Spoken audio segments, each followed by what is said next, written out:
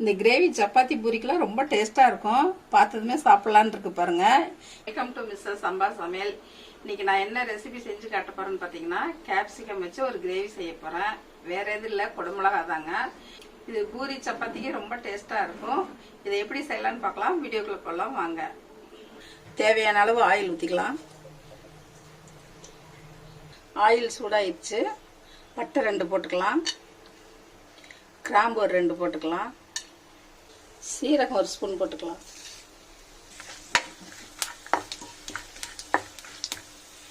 சீரகம் பொரிஞ்சிருச்சு. இப்போ நம்ம பொடியாக கட் பண்ணி வச்ச 2 பெரிய வெங்காயத்தை போட்டுடலாம்.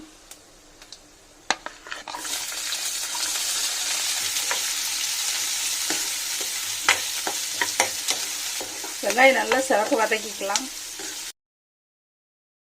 வெங்காயம் வதங்கிட்டு இருக்கட்டும். அதுக்குள்ளே நம்ம அரைச்சிக்கலாம். இதுக்கு பார்த்தீங்கன்னா 2 தக்காளி கட் பண்ணி வச்சுருக்கேன். முந்திரி தேவையான அளவு எடுத்துக்கங்க. பாதாம் பருப்பு இருந்தால் 3 தோலை உரிச்சிட்டு போட்டுக்கங்க. டேஸ்ட் நல்லா இருக்கும். அரைச்சி எடுத்துகிட்டு வந்துடலாம். தக்காளி முந்திரியும் அரைச்சி எடுத்து வச்சாச்சு. வெங்காயம் வதங்கிடுச்சு. இப்போ இஞ்சி பூண்டு பேஸ்ட் 1 ஸ்பூன் போட்டுக்கலாம். இஞ்சி பூண்டு பேஸ்ட் பச்சை வாசம் நல்லா போயிடுச்சு. இப்போ நம்ம அரைச்ச தக்காளியும் முந்திரியும் ஊற்றிடலாம்.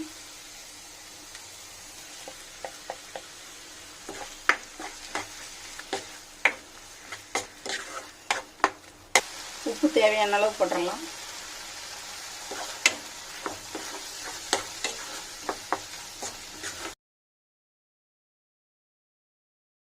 மீடியம் சைஸில் கட் பண்ணி வச்சுருக்க குடமிளகா 3 போட்டுடலாம்.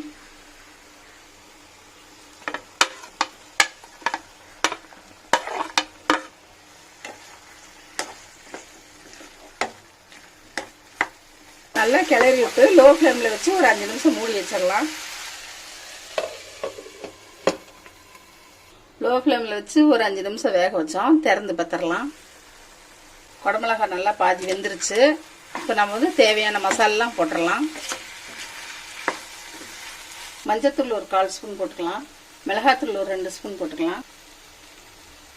காஷ்மீரி பவுட்ரு 1 ஸ்பூன் போட்டுக்கலாம். தனியாத்தூள் 1 ஸ்பூன் போட்டுக்கலாம். கரம் மசாலா 1 ஸ்பூன் போட்டுக்கலாம். 1 நிமிஷம் நல்லா கிளறிக்கலாம். காஷ்மீர் சில்லி பவுடர் ஆப்ஷன் தான், நம்ம கலருக்காக தான் போடுறோம். அது வேணா ஆட் பண்ணிக்கோங்க, இல்லாட்டி வேண்டாம். மசால் பொடி போட்டு 1 நிமிஷம் நல்லா வதக்கி விட்டோம். இப்படி லைட்டாக எண்ணெய் பிரிஞ்சு வர மாதிரி இருக்கு பாருங்க. தண்ணி 1/2 கப் ஊற்றிடலாம்.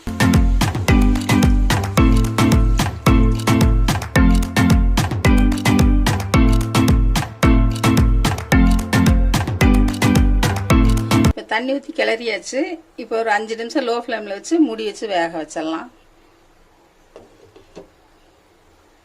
5 நிமிஷம் ஆயிடுச்சு. நம்ம கிரேவி திக்காயிடுச்சான்னு திறந்து பார்த்துடலாம். தண்ணியெல்லாம் வற்றி கரெக்டாக சாப்பிட்ற பதத்துக்கு தண்ணி சுண்டி இருக்கு. கிளறிடலாம். வாசம் சூப்பராக இருக்குது.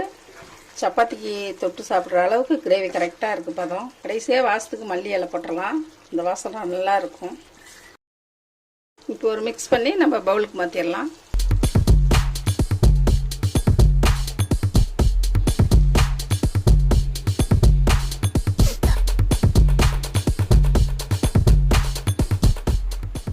ரொம்ப டேஸ்டான குடமிளகா கிரேவி ரெடி ஆயிடுச்சு. நேற்று ஊருக்கு எங்கள் தங்கச்சி வீட்டுக்கு போயிருந்தோம். அவங்க வீட்டில் செடி போட்டிருந்தாங்க. இந்த தக்காளி பார்த்ததும் ஆசையாக போச்சு. ப்ளம்ஸ் மாதிரியே இருக்கு பாருங்க, குட்டி குட்டியாக. இதில் ரசம் வச்சா ரொம்ப டேஸ்டாக இருக்கும். பார்த்ததுமே அழகாக இருந்ததுன்னு பொரிச்சிட்டு வந்துட்டேன் ஊருக்கு.